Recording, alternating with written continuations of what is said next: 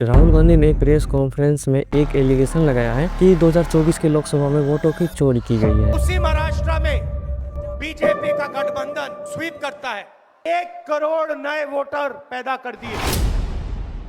उनका कहना है कि बेंगलुरु के महादेवपुरा में लगभग 1 लाख वोटर्स ऐड किए गए हैं। अगर ये सच है तो इसका मतलब इंडिया के डेमोक्रेसी को मैनिपुलेट किया गया है। क्या ये रियलिटी है या फिर पॉलिटिकल स्टंट? तो चलिए स्टेप बाय स्टेप फैक्ट के साथ समझते हैं। राहुल गांधी ने कुछ शॉकिंग नंबर्स प्रेजेंट किए हैं कि उनके टीम 6 महीने तक वोटर लिस्ट को एनालाइज किया और कुछ मेजर एलिजिबिलिटीज मिली।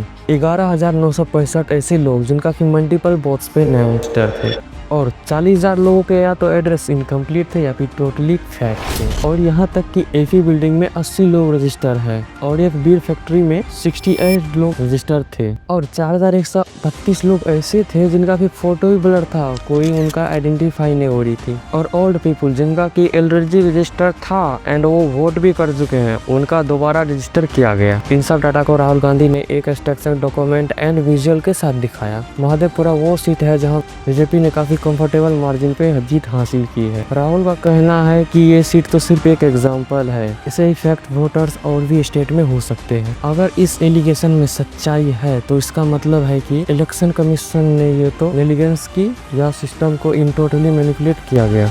तो नेशनल लीडर इलेक्शन सिस्टम पे झूठा इल्जाम लगाया जा रहा है। इन दोनों सिचुएशन में प्रॉब्लम्स तो बहुत बड़ी है और वहीं इलेक्शन कमीशन ने तुरंत जवाब दिया और बोला कि राहुल गांधी का डाटा एक्यूरेट नहीं है। यूपी के सीईओ ने कहा कि जैसे राहुल बोला कि फेक वोटर्स वो सिर्फ कर्नाटका में रजिस्टर थे और किसी स्टेट में नहीं है। इसी ने कहा कि ये वही लिस्ट है जो कांग्रेस गवर्नमेंट ने कास्ट सेंसस के लिए भी यूज किया था। अगर लिस्ट फेक है तो सेंसस भी अनरिलायबल। इसी बीच सुप्रीम कोर्ट ने एक पैरेलल केस में ईसी को ऑर्डर दिया कि बिहार के 65 लाख डिलीटेड वोटर्स को सर्चेबल लिस्ट पब्लिक किया जाए। यह एक ट्रांसपेरेंसी मूव है पर इनडायरेक्टली ये भी दिखाता है कि कोर्ट भी मान रहा है वोटर लिस्ट ट्रांसपेरेंसी वीक है। अब क्या महादेवपुरा जैसा केस में भी ऐसा ऑडिट होगा? इस पे बहुत ज्यादा ही प्रेशर बढ़ रही है।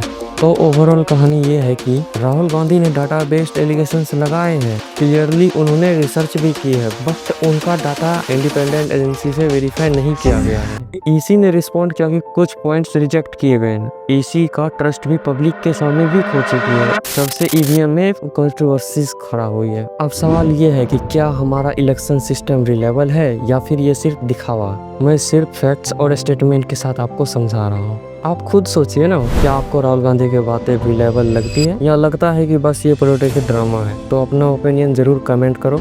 अगर आपको कुछ इसमें समझ में आया हो तो वीडियो को लाइक कर देना, सब्सक्राइब जरूर कर लेना। तो मिलते हैं नेक्स्ट एपिसोड में। जय हिंद।